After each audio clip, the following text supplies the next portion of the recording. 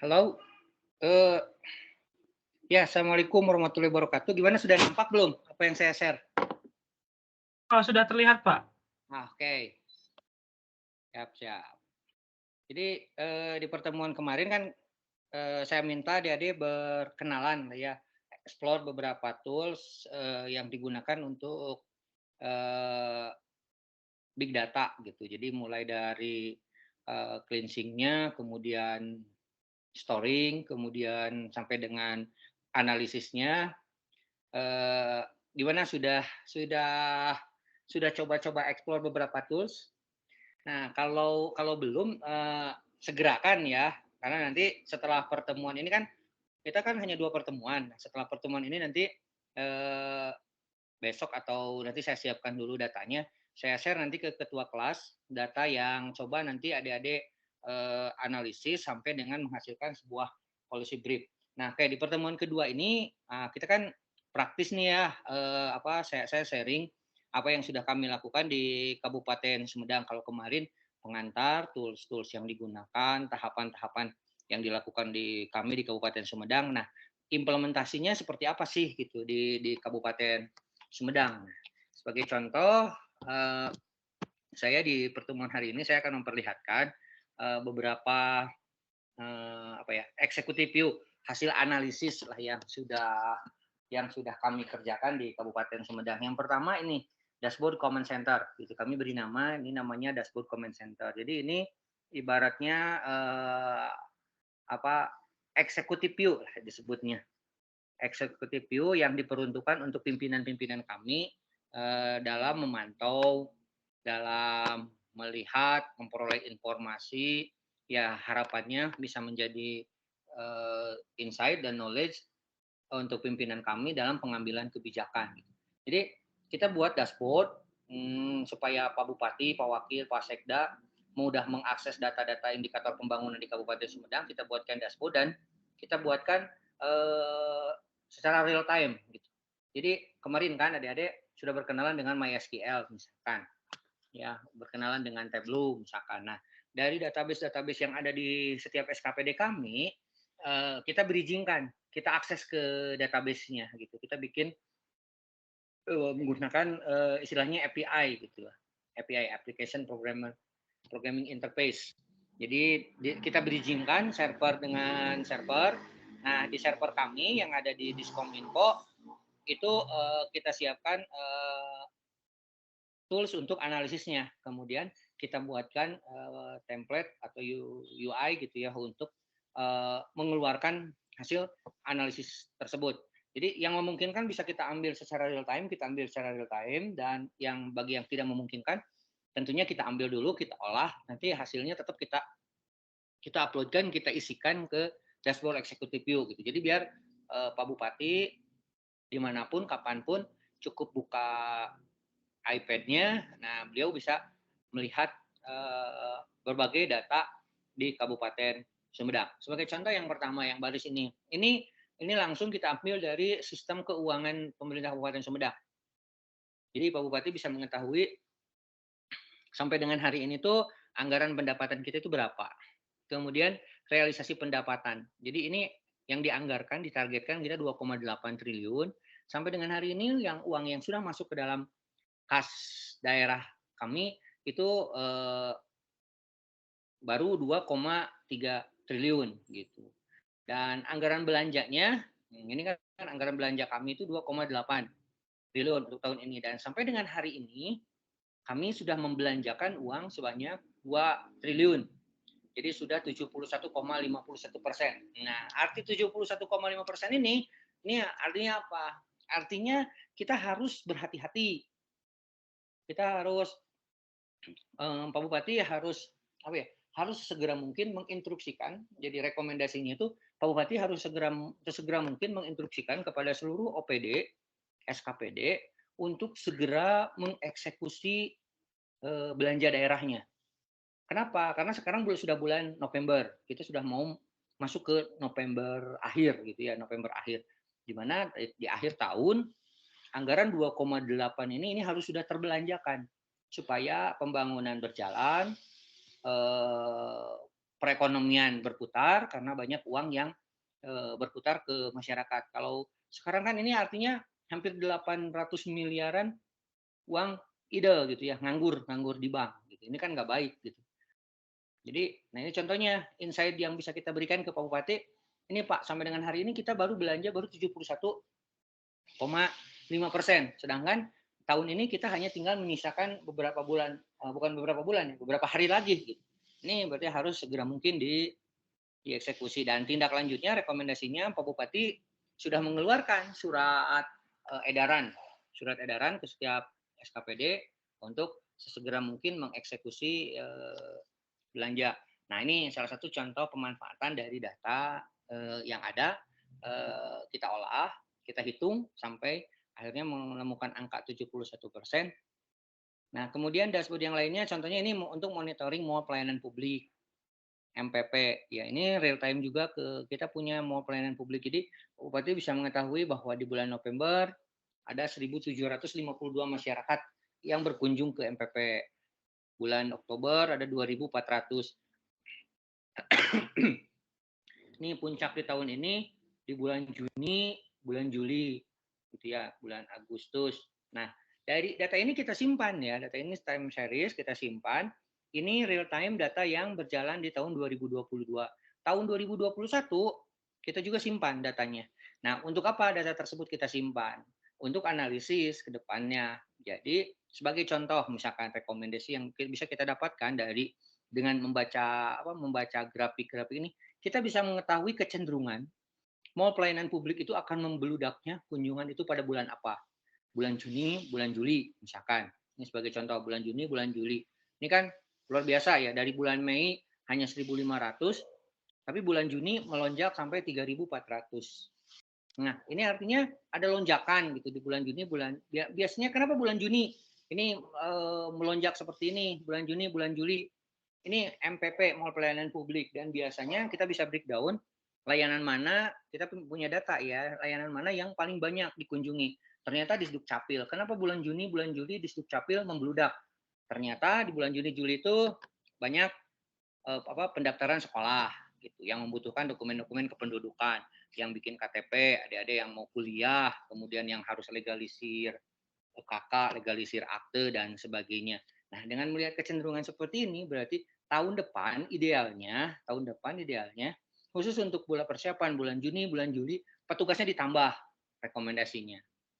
Petugasnya harus ditambah gitu. Nanti kalau sudah turun lagi baru kita bisa kurangi lagi gitu. Jadi petugas-petugas yang tadinya hanya di layanan administratif tidak berlangsung dengan masyarakat bisa kita pindahkan dulu untuk jadi pelayan masyarakat di bulan Juni, bulan Juli ini gitu. Biasanya ada penerimaan tentara gitu ya, pendaftaran seperti itu kan banyak membludak gitu.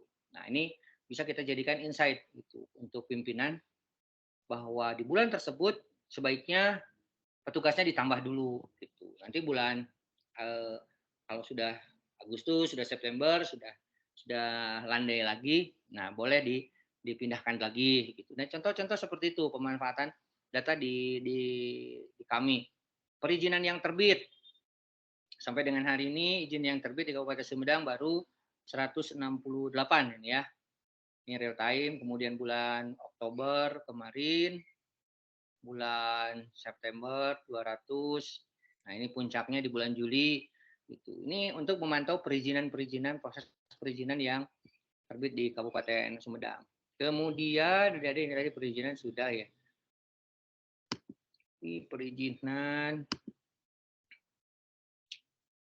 Nah, ini dibangun dengan tools yang kemarin saya sampaikan, kita pakai database-nya MySQL ya, adik-adik ya. Kita pakai MySQL untuk database-nya. Nah, ini juga untuk melihat secara real time bagaimana NIB, nomor induk berusaha gitu ya, untuk memantau usaha-usaha mikro ini, untuk usaha-usaha UMKM yang izinnya itu langsung tidak perlu rekomendasi. Nah, contohnya nih, sebaran NIB, ternyata Kecamatan Wado ini paling tinggi. Para pelaku UMKM di Kecamatan Wado sudah sudah terdaftar ada 2.798 UMKM. Dan ini ada by name by address-nya ya, adik-adik. Ada by name by address-nya gitu. Kemudian yang paling kecil nih Suryan, Tomo, Cibugel gitu. Kemudian Ujung Jaya. Nah, ini dengan melihat ini, apa sih rekomendasi yang bisa diberikan oleh data ini untuk Pak Bupati gitu, untuk pimpinan. Berarti kan sudah jelas sekali, ini kan jomplang sekali nih ya. Tomo, Cibugel, Ujung Jaya hanya 558. Sedangkan ini sudah sampai 2000-an gitu. Ini harus apa rekomendasinya yang pertama sosialisasinya barangkali gitu ya. Kita barangkali di dinas terkait, dinas perindak ini yang nanti rekomendasinya kita perlu sekali melakukan sosialisasi edukasi yang gencar untuk di 5 kecamatan ini misalkan. Itu satu, sosialisasikan bahwa sekarang untuk memperoleh NIB caranya sangat mudah, cukup begini. Sosialisasi itu ya. Yang kedua, kita promosikan dengan memiliki NIB keuntungannya seperti apa gitu. Ini di 5 kecamatan ini yang harus mendapatkan porsi porsi perhatian sangat sangat besar gitu untuk memperoleh untuk mengejar karena ini jomplang sekali gitu. Dan kita bisa breakdown sebetulnya sampai ke tingkat desa. Kita punya datanya sampai tingkat desa. Ini tadi yang desa-desa tertinggi, mana desa yang masih rendah-rendah gitu. Nah, ini juga sama gitu. Ini berarti di desa ini misalkan desa Sari Mekar, Jatinunggal, ini banyak sekali para pelaku UMKM. Nah, sekarang tinggal dinas terkait kita rekomendasikan untuk memberikan pembinaan kepada 535 UMKM ini. Lakukan monitoring, lakukan evaluasi gitu ya.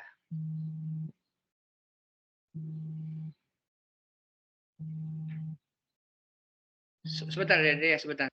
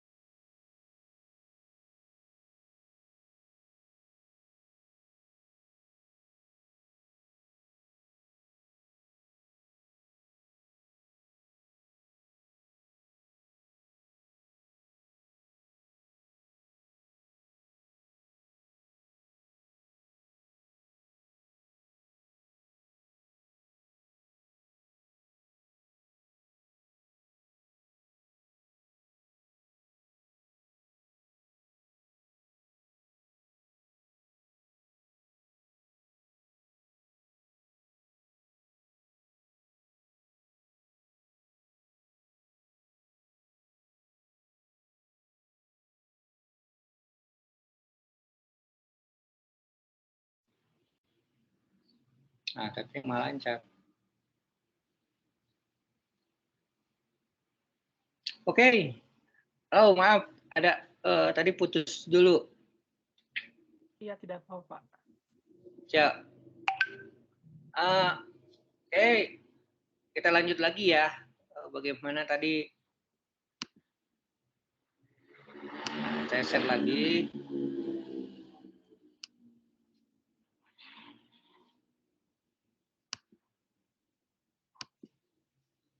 Ini tadi UMKM, berikutnya desa cantik. Nah, ini yang apa? Hasil profiling. Kemarin saya sempat ceritakan profiling penduduk di Kabupaten Sumedang. Nah, nanti bagaimana cara memprofilnya, bagaimana ketersediaan datanya.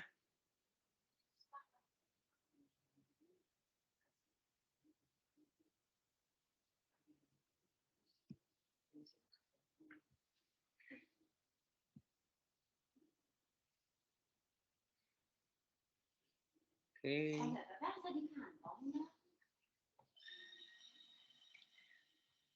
Ya, oke, yang ini ya, yang office desanya dulu nih, sambil nunggu. Ini lumayan karena ngeloadnya lumayan berat ini. Nah, ini udah nampak. Jadi nih, ini dashboard desa cantik. Desa cantik itu namanya Cinta Statistik ya. Jadi dari sini kita dapat melihat visualisasi data mulai dari bagaimana sebaran penduduk Kabupaten Sumedang berdasarkan usia. Jadi kalau dilihat dari sini usia produktif di Sumedang, usia yang lebih dari 60 tahun, kemudian balitanya ada berapa. Ini datanya langsung dari Dukcapil. Kemudian kita sajikan juga dalam bentuk grafik penderita penyakit. Jadi Kabupaten Sumedang itu ternyata hipertensi ya. Penyakit yang paling banyak diderita oleh penduduk Kabupaten Sumedang hipertensi. Nah, dari contoh ini ya, contoh misalkan hipertensi. Kita dengan mengetahui jenis penyakit yang banyak diderita di Kabupaten Sumedang seperti ini, Dinas Kesehatan, Pak Bupati ke Dinas Kesehatan, di Dinas Kesehatan itu ada salah satu bidang yang khusus menangani tentang promosi kesehatan. Promosi kesehatan. Ya, jadi kita bisa buat rekomendasi bahwa promosi kesehatannya itu ya harus lebih variatif lagi. Sebagai contoh, hipertensi ini nih harus dipromosikan. Bagaimana cara cara mencegah gitu ya, cara mencegah, cara pola hidup sehat supaya kita terhindar dari hipertensi. Nah, ini yang harus dipromosikan ke masyarakat karena berdasarkan data di kita, penduduk Sumedang paling banyak itu menderita darah tinggi. Jadi hati-hati kalau ke orang Sumedang ya. Kemudian penderita cacat. Nah, ini ada berapa gitu? Ada 10.622 orang ternyata. Nah, dari 10.622 orang ini penderita cacat jadi disabilitas, kita harus cek analisis berikutnya. Dari sini kita harus cek disabel ini, kita lihat apakah mereka mampu hidup mandiri atau tidak gitu. Nah, kalau untuk yang tidak mampu untuk hidup mandiri, kita lihat bagaimana kondisi sosial ekonomi keluarganya gitu. Terus kalau ternyata memang perlu dibantu, kita bisa cek yang bersangkutan, apakah sudah dibantu belum gitu. Sudah dapat bantuan apa dari pemerintah gitu. Kalau belum berarti segerakan penderita disabilitas ini harus memiliki jaminan jaminan kesehatannya gitu, jaminan untuk hidupnya gitu. Misalkan dapat bantuan BPNT, dapat bantuan yang lainnya gitu. Banyak sekali kan jenis-jenis bantuan. Jadi harus dipastikan. Nah, dengan memiliki data ini rekomendasi untuk dinas sosial lakukan pemadanan gitu ya, lakukan pemadanan. Yang 10.000 ini tuh sudah terjamin belum seluruhnya gitu. Jangan sampai ada satupun yang terlewatkan sudah disable gitu ya, tapi dia belum mendapatkan perlakuan sama sekali dari kita, dari pemerintah gitu. Kemudian dari bagaimana jenjang pendidikannya, kemudian jenjang pendidikan tertingginya, polanya gitu. Jadi tertinggi SD sederajat ini, jadi di Kabupaten Sumedang dilihat dari jenjang pendidikan terbanyak lulusannya itu masih lulusan SD atau sederajat. Gitu. komposisi di Kabupaten Sumedang masih kebanyakan didominasi oleh lulusan hanya sampai sekolah di SD. Keduanya SMP, ini kemudian SMA sederajat. Jadi jumlah sarjana, jumlah diploma gitu masih komposisinya kan masih terlihat kan di sini, masih terlihat gitu. Jadi ya kita harus dorong terus supaya orang-orang Sumedang mau sekolah ke jenjang yang lebih tinggi bidang pekerjaan. Nah, ini berikutnya ini nih, status bangunan, jenis lantai tanah, jenis dinding terluas. Nah, ini kita bisa tahu, Pak Bupati bisa tahu persis bahwa di Kabupaten Sumedang yang contoh sebenarnya jenis lantai terluas yang keramik, lainnya granit, kayu, bambu. Jadi yang masih lantai rumahnya pakai bambu, rumah panggung gitu ya, masih ada 7.262 keluarga yang masih bata merah, kayu papan, ubin, tegel, teraso gitu. Nah ini berarti sudah pasti ya. Kita harus cek karena kita punya by name by address, kita punya data siapa orang-orangnya ini. Nah ini kita harus rekomendasikan. Jadi besok lusa kalau pemerintah akan mengeluarkan bantuan rutilahu gitu, rumah tidak layak huni atau jenis apa bedah rumah yang sebagainya. Nah, orang-orang inilah keluarga-keluarga inilah yang harus jadi sasaran, harus direkomendasikan sesegera mungkin mendapatkan bantuan untuk memperbaiki rumahnya gitu. Kemudian nih misalkan sanitasi pembuangan,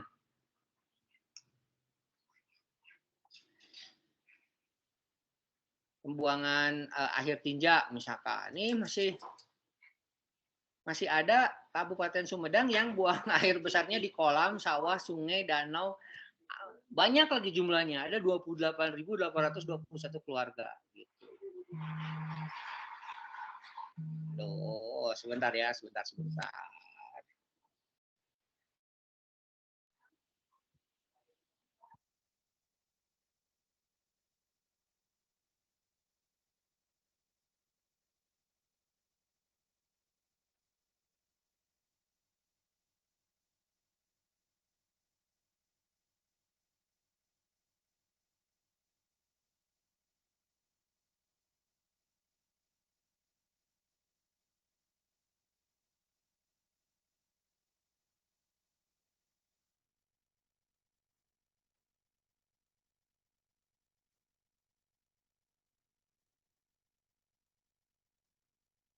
Maaf, nih banyak gangguan.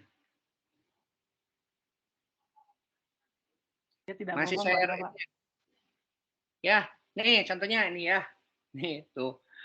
Pembuangan akhir. Nah, dari sini apa sih yang harus bisa kita rekomendasikan gitu? Karena ini menandakan sesuatu yang masih ini masih sebuah permasalahan gitu. Jadi permasalahan karena dari sanitasi ini nanti efeknya ke yang lain-lain, ke stunting lah, ke kesehatan lah dan sebagainya gitu. Jadi, nah adik-adik nanti setelah dibuatkan dalam bentuk grafik seperti ini, terus ini kan baru muncul angka-angka aja nih ya kan, angka gitu. Nah, dengan teori yang adik-adik miliki, dengan pemahaman yang adik-adik miliki, angka tersebut harus kita terjemahkan, harus jadi meaning gitu, jadi harus sesuatu yang jadi bunyi si angkanya teh. Jadi kalau misalnya seperti ini, yang masih pembuangan akhir tinjanya masih kolam sawah 7,8%. Nah, si angka 7,8% ini atau dengan jumlah 28.000 kakak ini apa yang rekomendasi apa yang bisa kita berikan gitu, kepada pemerintah. Kalau saya misalkan satu, ini kan sudah terdeteksi ya 28.000 kakak ini sudah terdeteksi by name by address-nya. Yang pertama kita harus lakukan verifikasi data. Kita cek ke lapangan, kita perintahkan semua kepala desa untuk memeriksa keluarga ini gitu.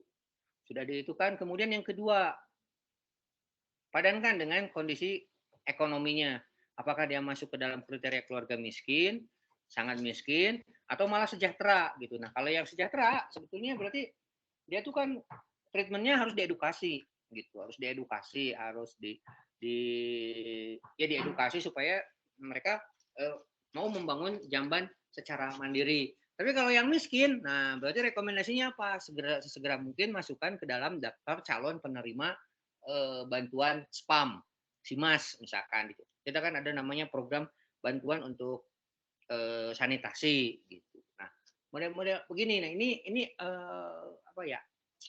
Output kemudian outcome yang harus adik-adik susunkan sehingga nanti masyarakat mendapatkan benefit dan nanti endingnya resultnya itu goal endingnya bagaimana si masyarakat yang ini nih yang 28.000 ini bisa hidup dengan sehat, bisa bisa sejahtera gitu. Itu kan endingnya, goal endingnya seperti itu. Jadi ingat ya, yang kita kelola itu harus apa yang kita kerjakan itu tidak hanya sampai dengan output. Kalau ini kan baru sampai dengan output nih ya, outputnya seperti ini. Tapi nanti outcome-nya apa dari ini? Adik-adik harus terjemahkan menjadi sebuah outcome. Kemudian dari outcome tersebut benefitnya apa gitu untuk masyarakat. Kemudian impact-nya akan seperti apa gitu. Kalau ini tidak dikerjakan gitu, tidak segera diselesaikan, ya Kabupaten Sumedang tidak akan menjadi kabupaten sehat misalkan dan sebagainya. Nah, pertanyaan berikutnya dari mana data-data ini kita dapatkan? Bagaimana kami memproses sampai akhirnya kita memiliki ya big data, meskipun belum terlalu big sih kalau menurut saya. Kita masih karena kalau sudah big data itu kan kita ngomongin data yang satuannya sudah tera gitu ya. Kita masih baru di level giga. Tapi size is no matter gitu. Jadi maksudnya ukuran tidak menjadi masalah kita ngolah data.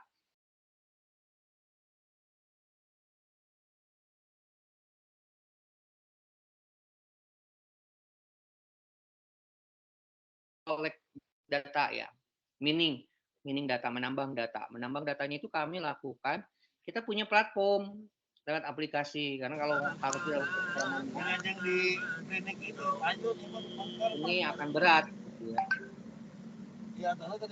Jadi kami punya super app namanya e-office desa. Jadi di Kabupaten Sumedang seluruh desa itu sudah menggunakan aplikasi seperti ini gitu ya. Mereka tinggal login ke satu aplikasi. Di sinilah semua pekerjaan-pekerjaan perangkat desa itu dikerjakannya di sini. Sehingga datanya tadi tersimpan dengan baik karena sudah terdatabase di kami, Kabupaten Sumedang. Nah, dari data tersebut kita olah, kita analisis gitu. Kemarin kita cleansing, kemudian kita analisis, sampai akhirnya kita buatkan dalam bentuk executive view seperti tadi. Nah, nanti dari executive view tersebut oleh teman-teman di setiap SKPD-nya buat rekomendasi-rekomendasi apa gitu. Nah, ini dari sini pendataan. Jadi para teman-teman di desa melakukan pendataan keluarga gitu ya, mendata keluarga, ini masih memprosesnya. Mendata keluarga yang ada di desanya masing-masing, kemudian dicatat dan disimpan ke sini. Sebagai contoh misalkan ini di Lingkung Ketib Kota Kaler, nih jangan direkam ya, ini ada data pribadinya soalnya. Saya hanya ingin memperlihatkan saja gitu. Ini kita lewat, ini sudah langsung integrasi dengan data kependudukan. Nah, di sini diminta diisi luas lantai, jenis lantai terluas, keramik, jumlah kamar tidur. Tadi nih jenis dinding terluas, jenis lantai terluas, keramik. Nah, dari jenis dinding inilah yang kita hitung. Jadi kita bikin query dari seluruh penduduk Kabupaten Sumedang yang sudah terdaftar di sini, yang lantainya, luas lantai terluasnya keramik. Ada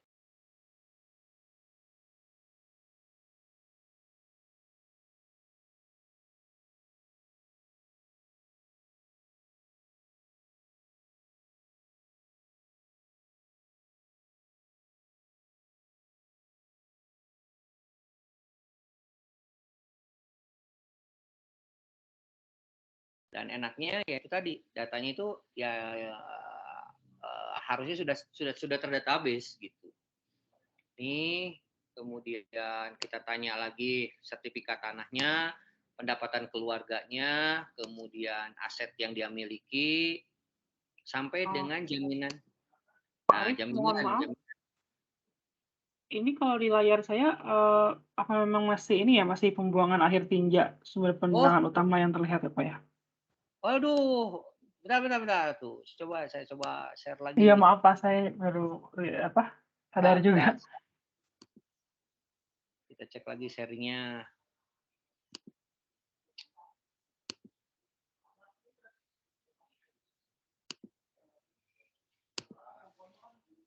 Sekarang gimana? Halo, udah tayang yang e-office desa belum? Sudah Pak, ini Office Nah, Desa, oke, detail nih. penyusunan direktori data. Nah, ini proses kemarin yang tadi saya sudah sampaikan, proses collecting ya, mengumpulkan data. Kita memprofiling seluruh penduduk Kabupaten Sumedang dari mulai pengenalan tempatnya, kondisi rumahnya seperti apa, sosial ekonomi, sertifikat tanah, pendapatan keluarga, aset, jenis kesehatan. Nah, seperti ini misalkan ini kan pensiunan PNS. Oh, berarti ini kita langsung datanya ini langsung terhubung ke BPJS kesehatan ya. Jadi data kita langsung ke BPJS Kesehatan sehingga kita bisa mengetahui juga si pemilik NIK ini status kepemilikan BPJS-nya gimana gitu. Dia udah punya jaminan. Kemudian dilihat dari usia. Nah, ini tahapan collect data ya, collect kemudian storing gitu, simpan. Nah, dari sini kita mendapatkan data-data tentang penduduk Kabupaten Sumedang gitu. Dan tahapan apalagi nih yang kita kerjakan gitu. Saya kasih contoh proses back end-nya ya, proses bagaimana kita mengerjakannya. Nah, kita juga sama nih pakai Tableau. Kemarin saya sudah sampaikan. Nah, hasil dari data-data yang banyak tersebut karena kita sudah menggunakan single identity number, jadi primary key-nya itu kita Kabupaten Sumedang sudah membuat regulasi. Jadi setiap setiap data yang melibatkan masyarakat, setiap data yang yang sifatnya layanan kepada masyarakat, sifatnya bantuan untuk masyarakat, apapun yang berhubungan dengan masyarakat, KK dan NIK itu menjadi primary key. Gitu. Ada yang kalau sudah kemarin coba explore database SQL, pasti mengenal apa yang disebut dengan primary key. Gitu. Kata apa ya?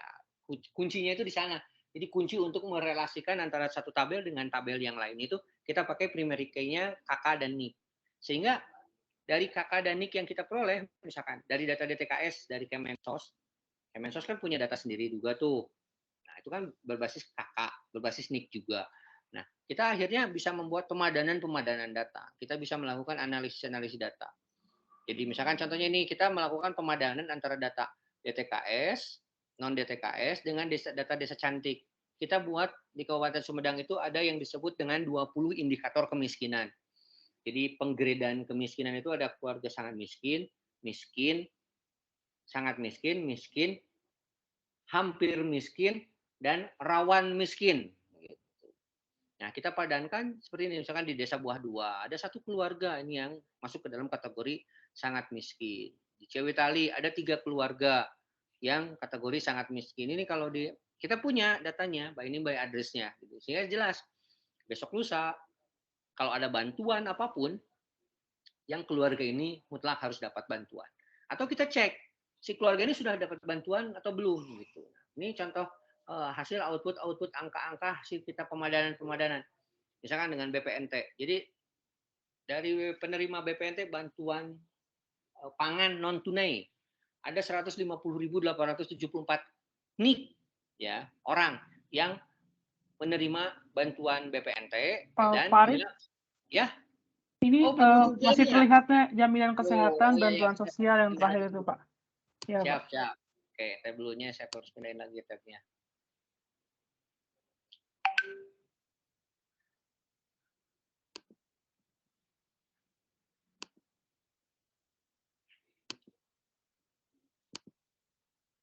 Oke, nah sekarang udah kelihatan ya tabel ya.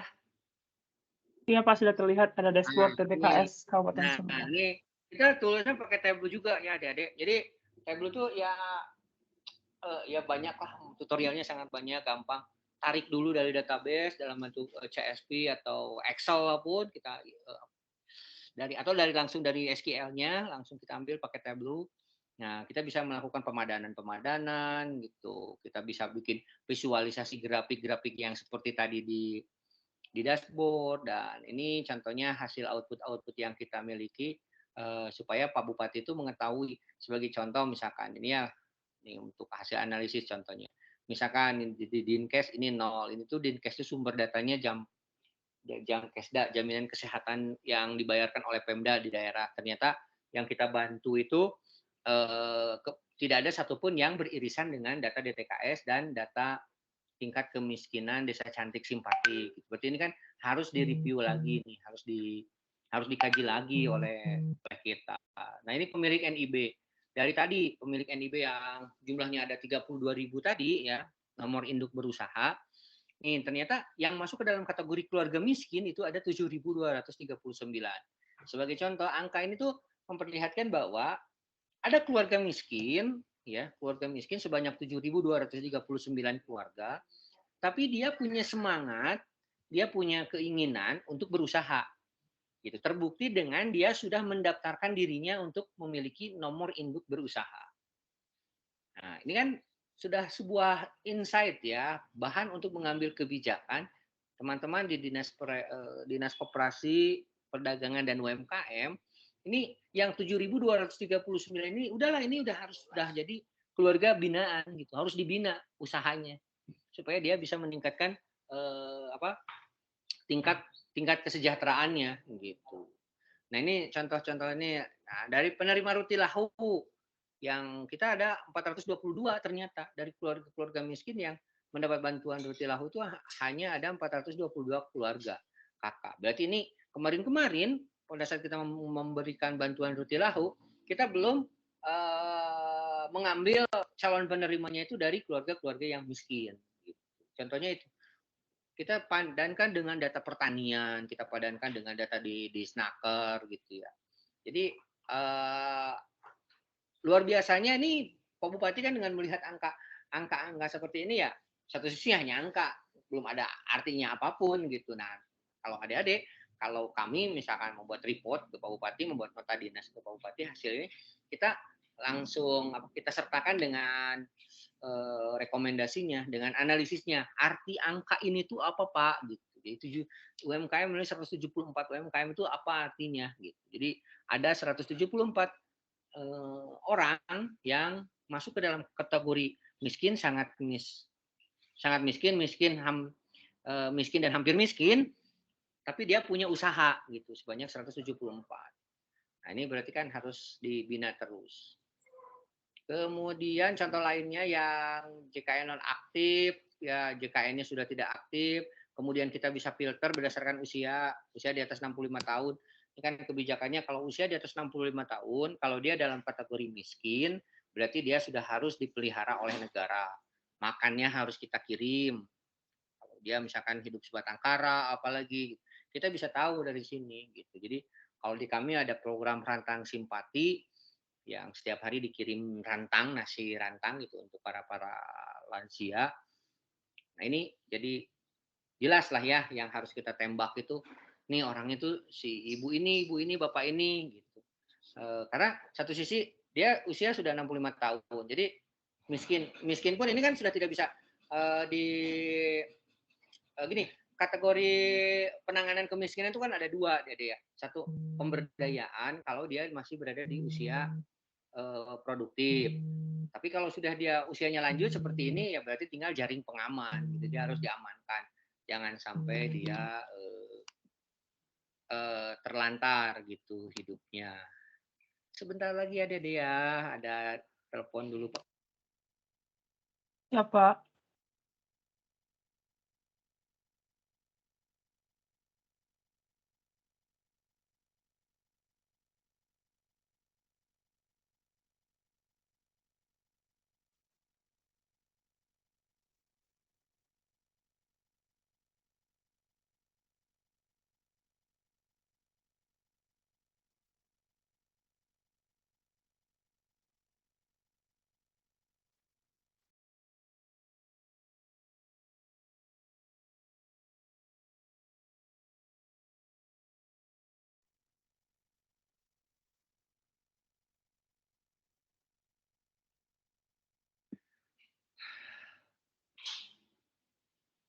Oke adik-adik, sudah hampir udah lebih dari 50 menit ya saya perhatikan ini kebanyakan. Pada prinsipnya ini kan saya kan dimintanya untuk secara praktis ya memberikan insight ke adik-adik semua bahwa hari ini tuh yang namanya teknologi big data itu menjadi sebuah keharusan.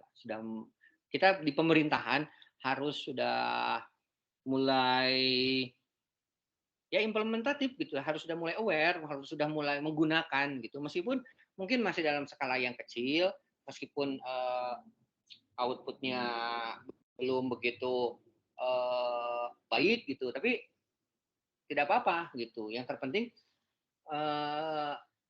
kita sudah on the track gitu. Jadi kalau di kami prinsipnya sekarang kita tuh ingin jadi sebuah pemerintahan pembelajar gitu.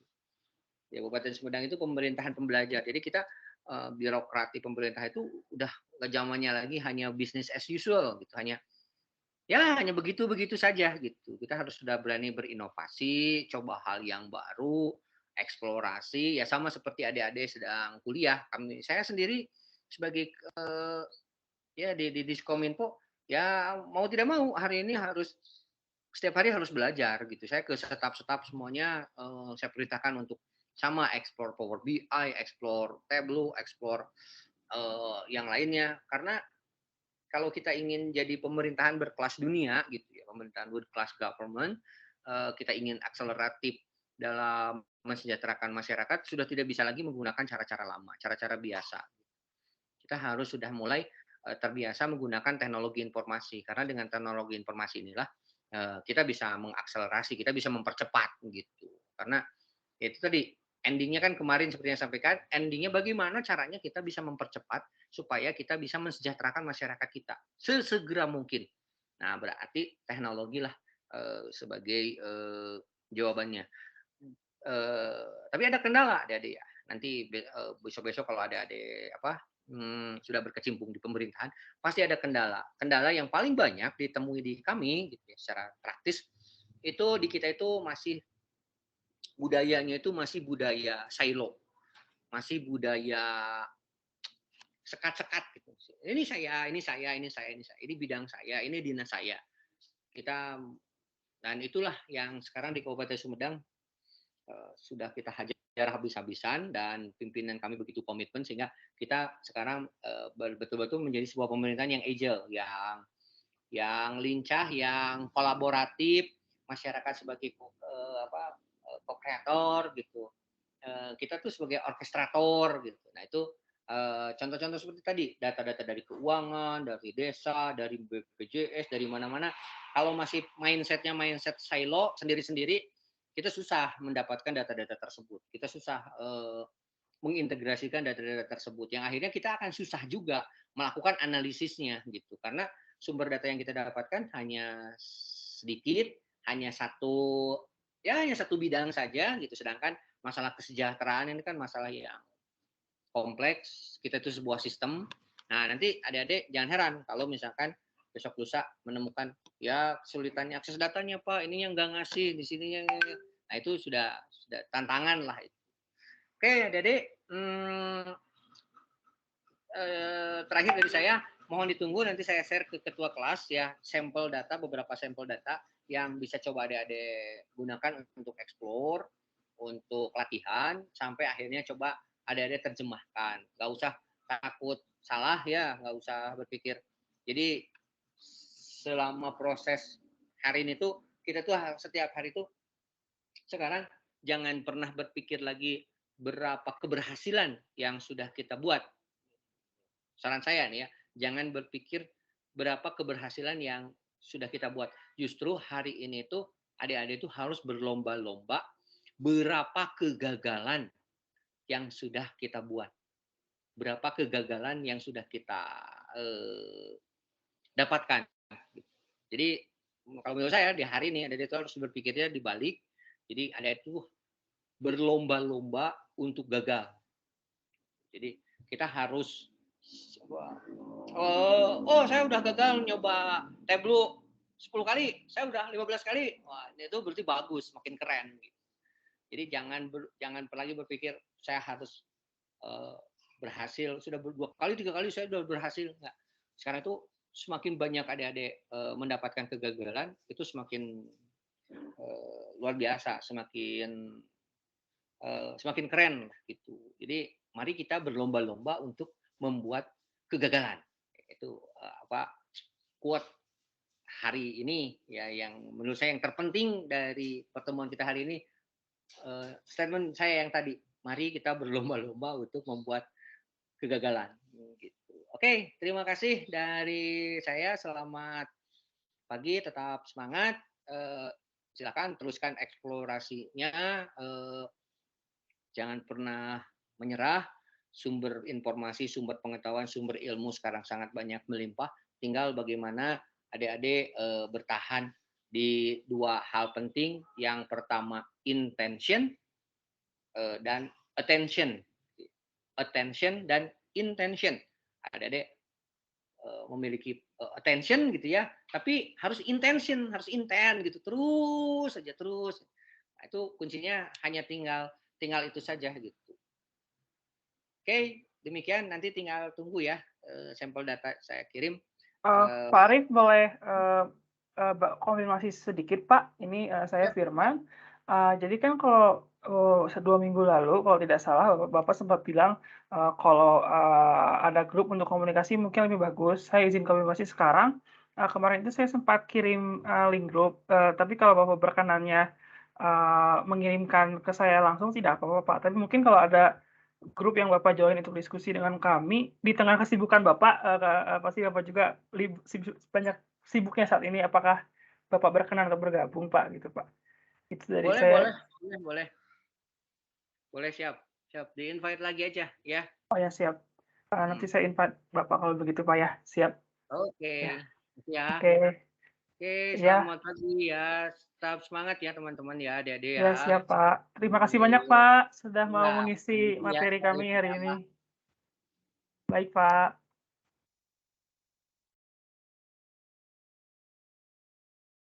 Guys, selesai guys. Guys ya teh. Guys. Terus si Bapak kan?